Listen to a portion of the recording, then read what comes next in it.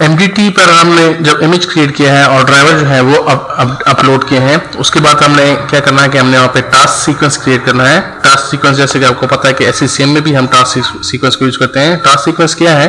Task sequence actually sequence of task है, यानी एक खास सीक्वेंस है मुख्तलिफ काम के या मुख्तलिफ टास्क के जो कि अप्लाई होंगे इस क्लाइंट पर। छोटी सी एग्जांपल मैं आपको दूंगा।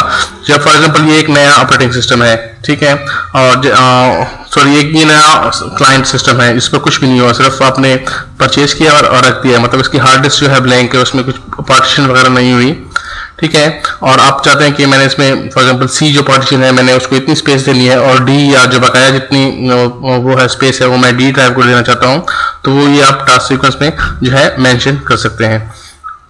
तो आइए मैं टास्क सीक्वेंस क्रिएट करते हैं। इस मकसद के लिए मैं अपनी MDT पे आता हूँ और यहाँ पर टास्क सीक्वेंस पर राइट क्लिक करने के बाद यहाँ पर सबसे पहले जैसे कि आपको पता है कि मैं फोल्डर बनाऊंगा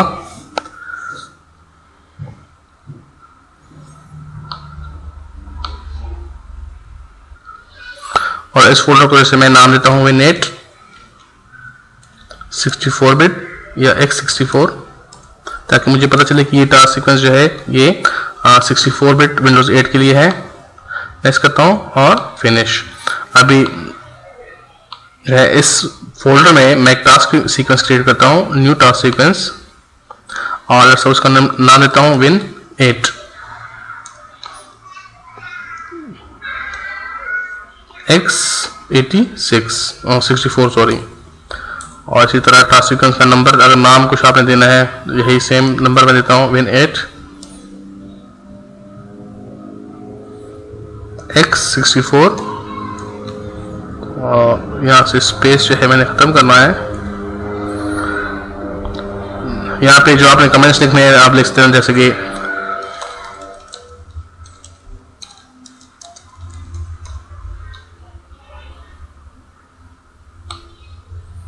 अच्छा आपने कौन सा टास्क सीक्वेंस सेलेक्ट करना है, मतलब आप ऐसे ये MDT के साथ आप बहुत से मतलब टास्क सीक्वेंस क्रिएट कर सकते हैं। मतलब आप चाहते हैं कि इमेज को सिर्फ स्क्रैप कर लो और फिर इसको कैप्चर कर लो, या स्टैंडर्ड क्लाइंट टास्क सीक्वेंस है, या फिर standard client replace task sequence है, कस्टम टास्क सीक्वेंस है, light touch etcetera etcetera, standard server task sequence है अब अगर आपने सर्वर को डिप्लॉय करना है, एक्सेट्रा एक्सेट्रा। हमने जो है डिफॉल्ट जो है उसको सेलेक्ट करना है क्योंकि हमने विंडोज सिंपल विंडोज इंस्टॉल करनी है अपने क्लाइंट कंप्यूटर पर। नेक्स्ट करता हूं।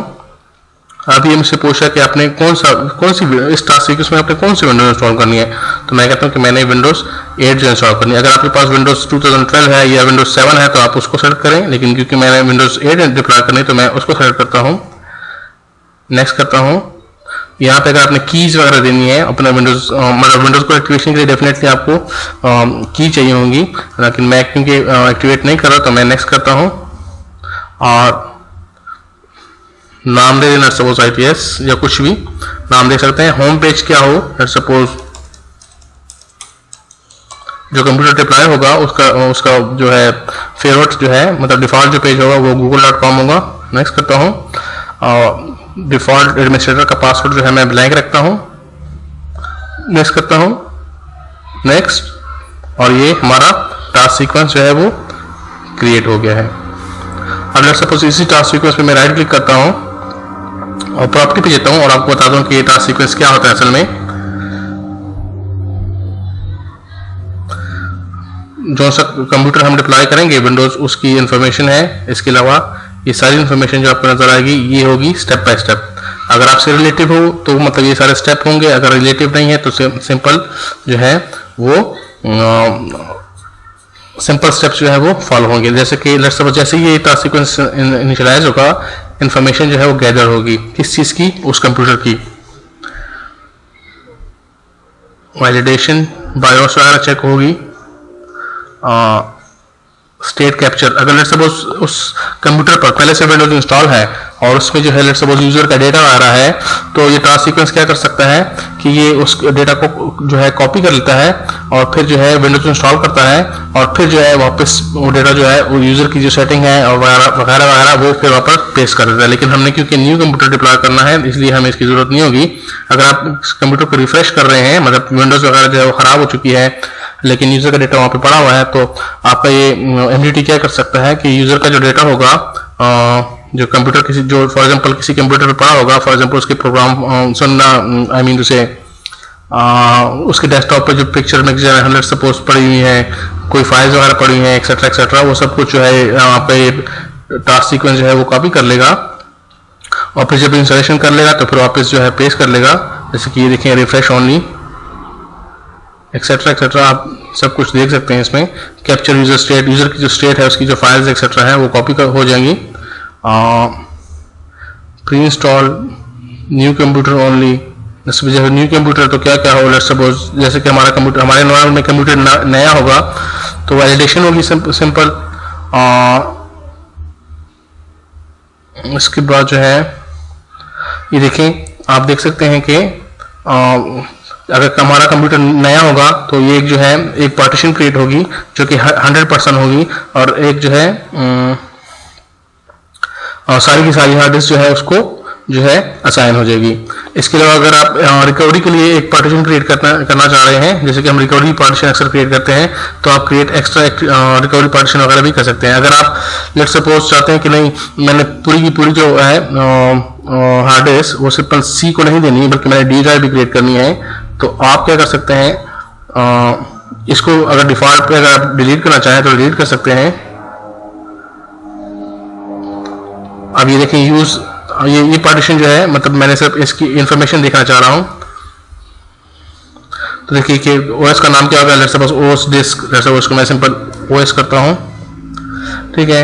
और इसके अलावा use percentage of remaining free space, मतलब पूरी की पूरी जो है हार्ड डिस्क जो है वो मैं सब एक पार्टीशन को देना चाह रहा हूँ। NTFS जो है वो होगा इसका फाइल सिस्टम।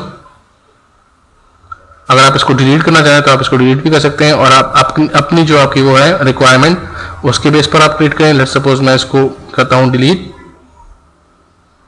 और मैं एक और क्रिएट करता हूँ, लेट्स सपोज का नाम देता हूँ मैं OS, और use specific size, let's suppose मेरे पास 60 GB की हार्ड डिस्क है और मैं चाहता हूँ कि 30 GB जो है वो C पार्टीशन को जो है वो हो जाए, असाइन हो जाए, और make this boot partition bootable, definitely C partition को बूटेबल, और NTFS होएगा इसका फाइल सिस्टम।